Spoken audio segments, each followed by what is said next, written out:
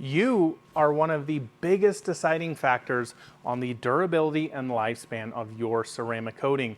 You are just as important as who actually installed your ceramic coating, what products they use, what process they use, because if you are not maintaining your vehicle, you are not going to get the lifespan, you're not going to get the durability, and you're not going to get the performance of the ceramic coating that you just spent tons and tons of money on.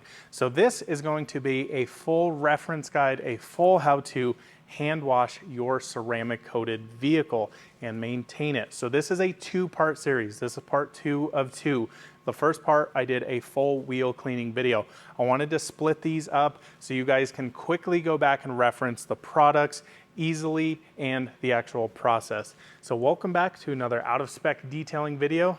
Let's jump into it.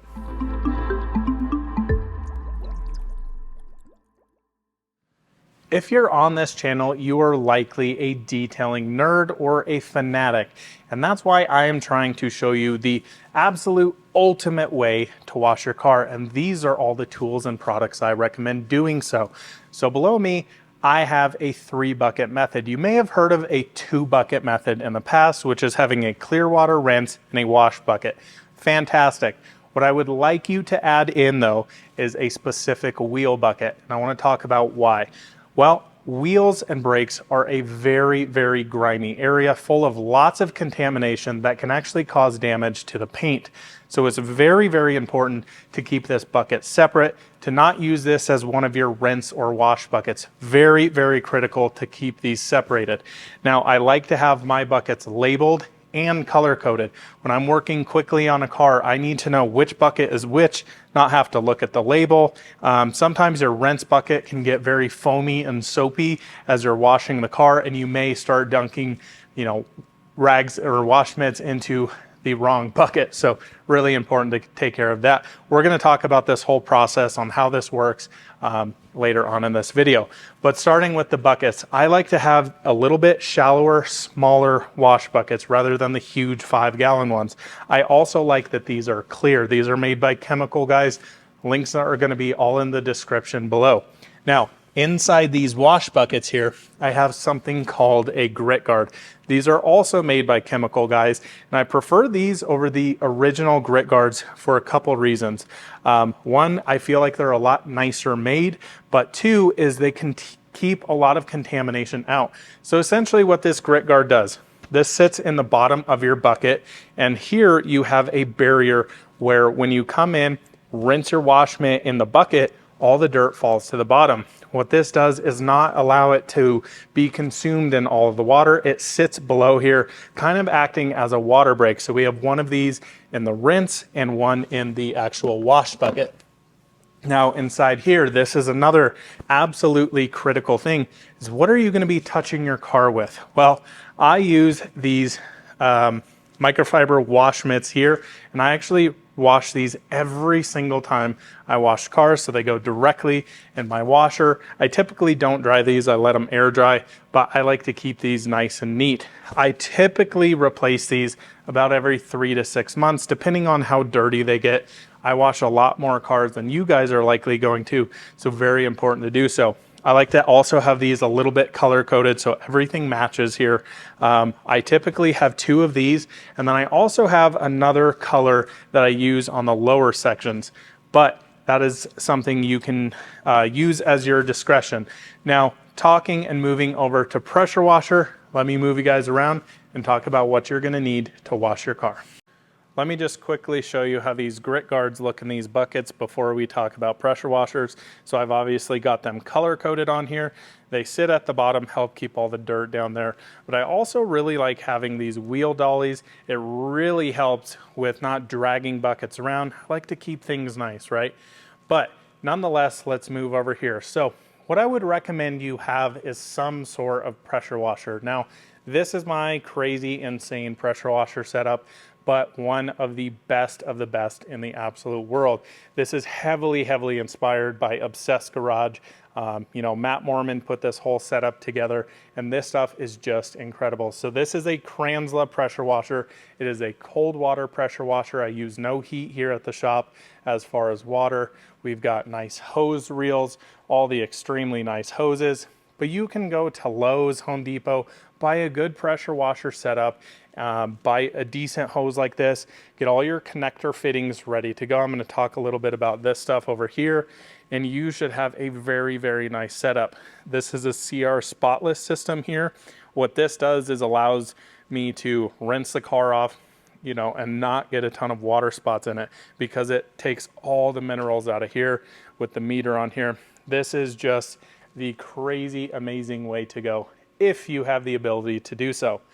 Now, talking this, we have nozzles over here. This is one of my favorite ones. You can see it gets beat up. This is 2 years of abuse and washing. I don't even know how many cars, but this is made by MTM Hydro. This is the SGS 35, my favorite one, and kind of that blue.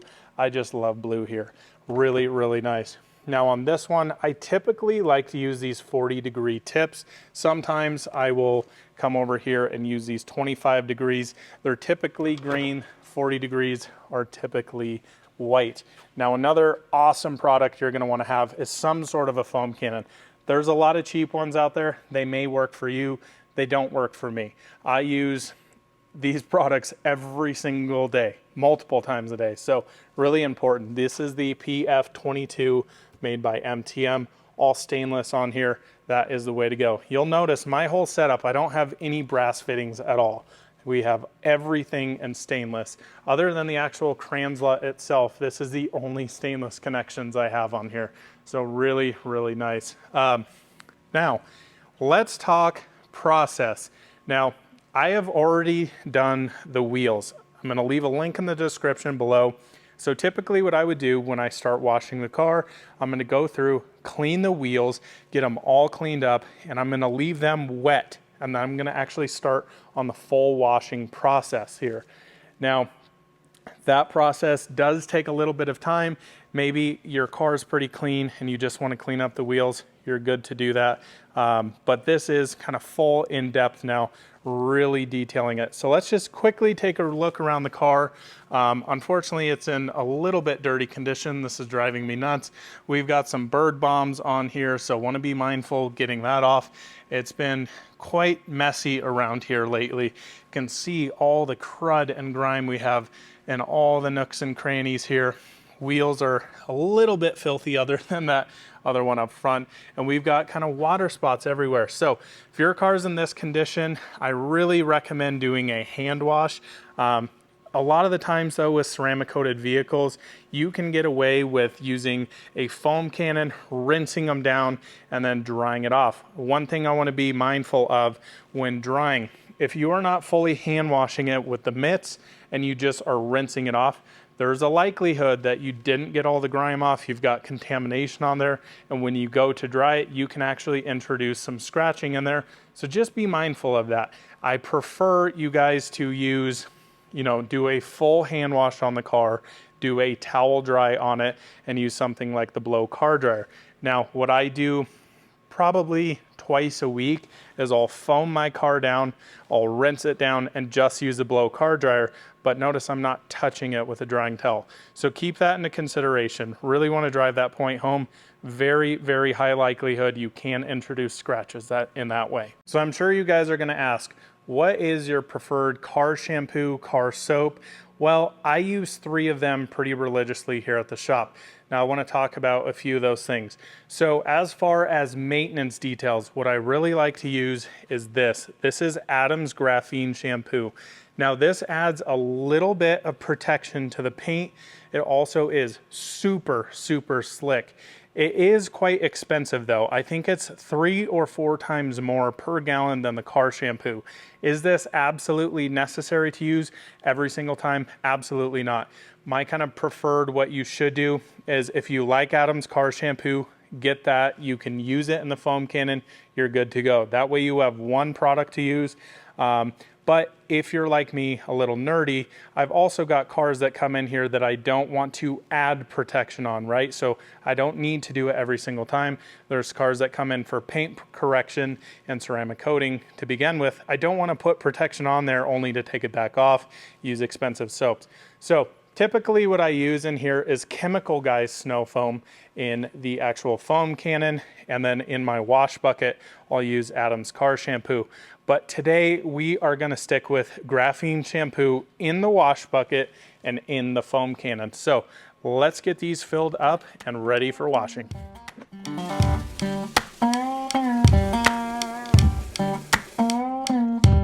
I always like to start out with my actual wash mitts in the rinse bucket. Really important to do so there. In the wash bucket here, this is our graphene soap.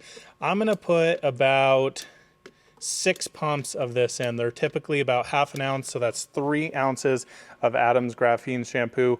Love having this on there. You can get very accurate measurements, not wasting product, but should be good to go. This stuff now is really interesting though. It doesn't foam up quite as much as something like Adam's car shampoo, or even what's in this up here, which is the Chemical Guys Honeydew Snow Foam.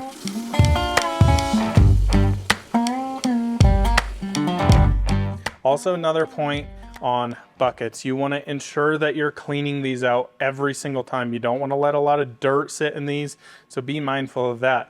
What's nice with these Gamma Seal lids is after you rinse them out, you can seal them up with an actual integrated top. Again, links in the description below to everything here. Let's get our foam cannon ready to go. Then we're going to actually start rinsing this, foam it down, and start our hand wash. First step of your maintenance detail. Now, if your wheels are extremely dirty and you are wanting to clean them, do that first. So go in, clean all the wheels. Like I said, leave them wet. But we are ready to go on the paint. We've got our buckets filled. We've got our foam cannon ready to go and our pressure washer on. Now, some of you might ask, do you like to rinse first, or do you like to foam the car down, let it sit, dwell, and then rinse it back off? Well, it depends. If your car is super dirty, if it's got, you know, just grime and grime and grime, that it really needs a lot of lubrication, I would foam it down first. Now, typically, like on my car, it doesn't get extremely dirty. So what I'll just do is rinse it down, foam it once, and then go in on the hand wash method. Like I said before though, if it is extremely filthy, foam it down, let it sit, rinse it, re-foam it, and then start your hand washing process. But let's get it into rinsing this down.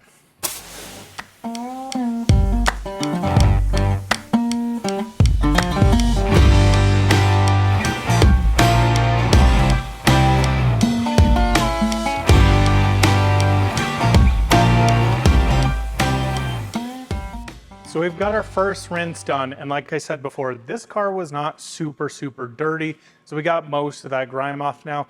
It is now safe to foam down the car and start touching the vehicle as far as the wash mitts, but keep that in mind. If it's super dirty, I want you to foam it first while it's dry, let it sit, rinse it, re-foam it, and then start this process.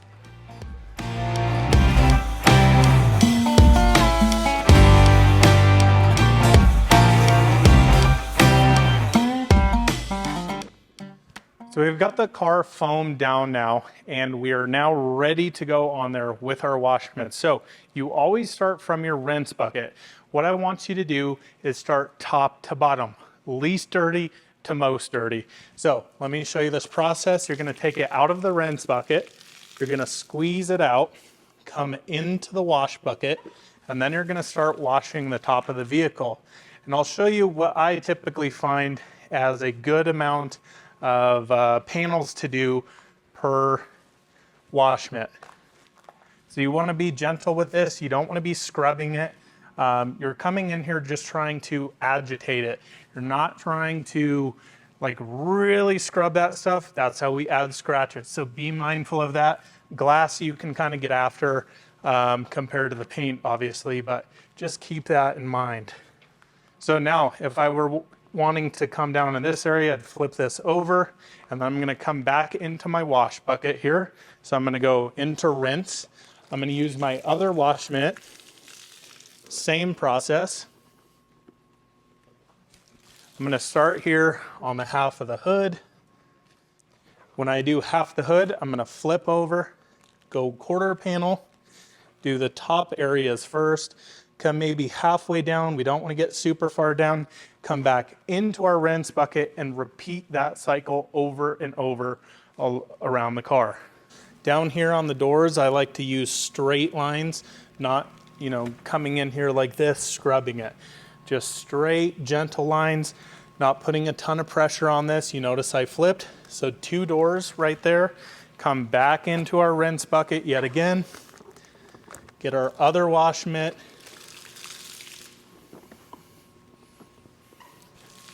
And then I can work this rear quarter panel here. And the back and sides of your cars, lower sides of your cars, are always going to be the dirtiest area. So now I'm going to take this and hop over to the other side.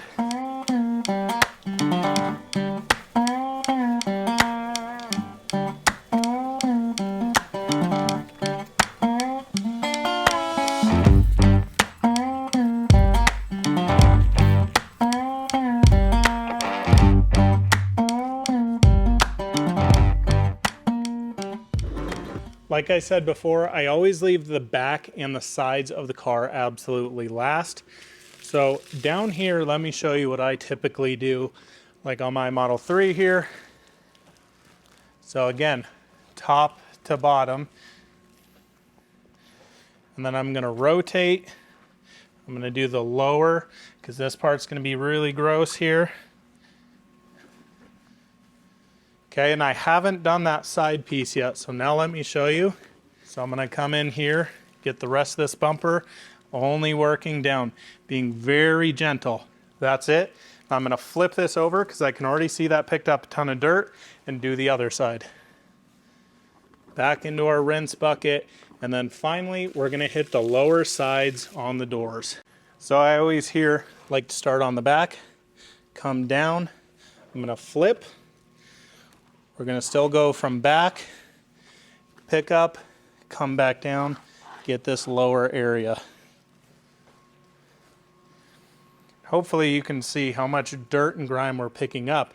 Now, if we were to do the lower part first, come up here and scrub this, we're introducing contamination to this area that was already clean, increasing our risk of scratches.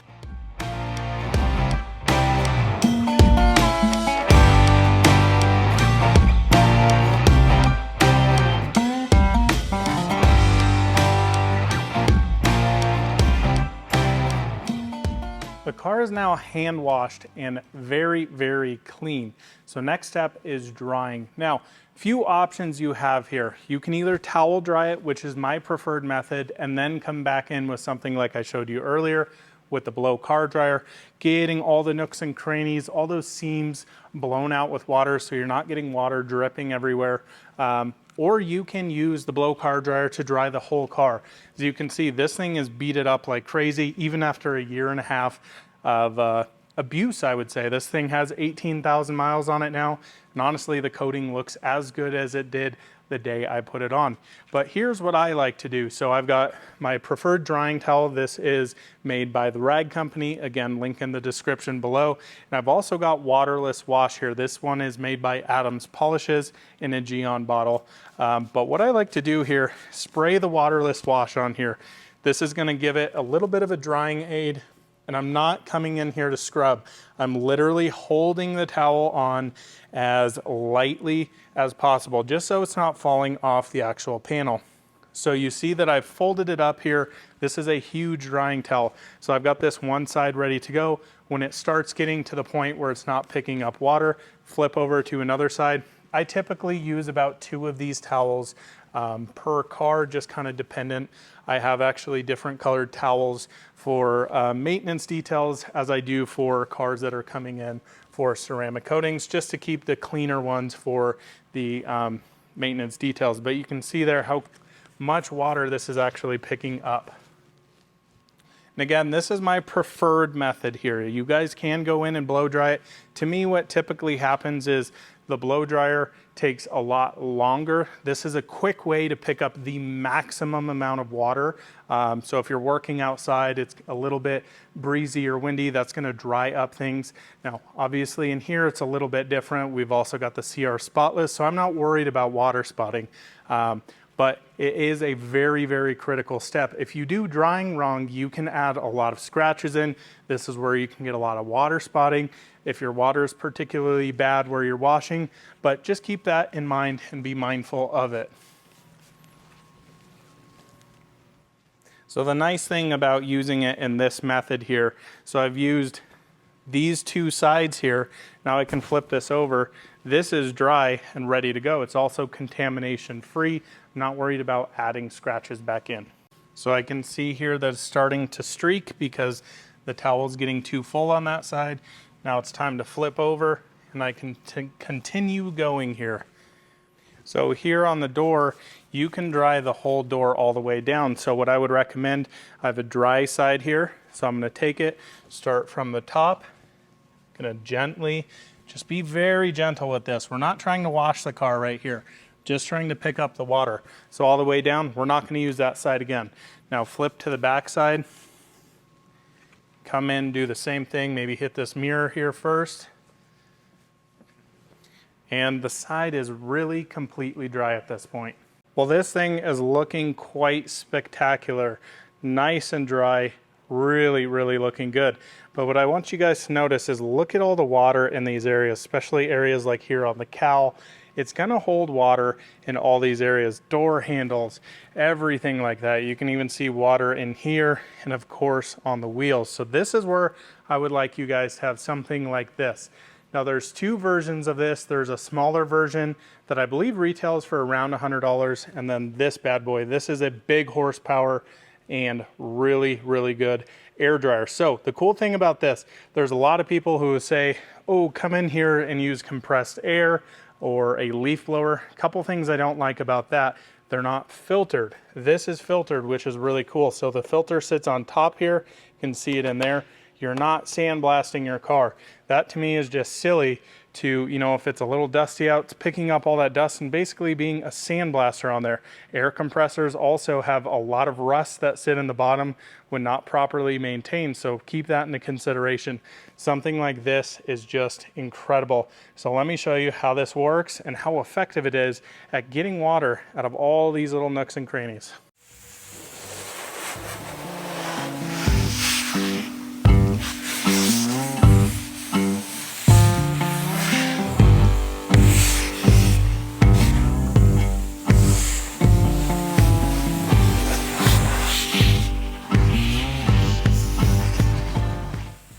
So I now spent a little bit of time drying everything out. Everything is ultra dry besides one area, and that is door jambs. Before we get into that, I want to talk about these wheels. So I coated these actually 2 weeks ago. I think I showed you a nice little before and after on the previous video cleaning these.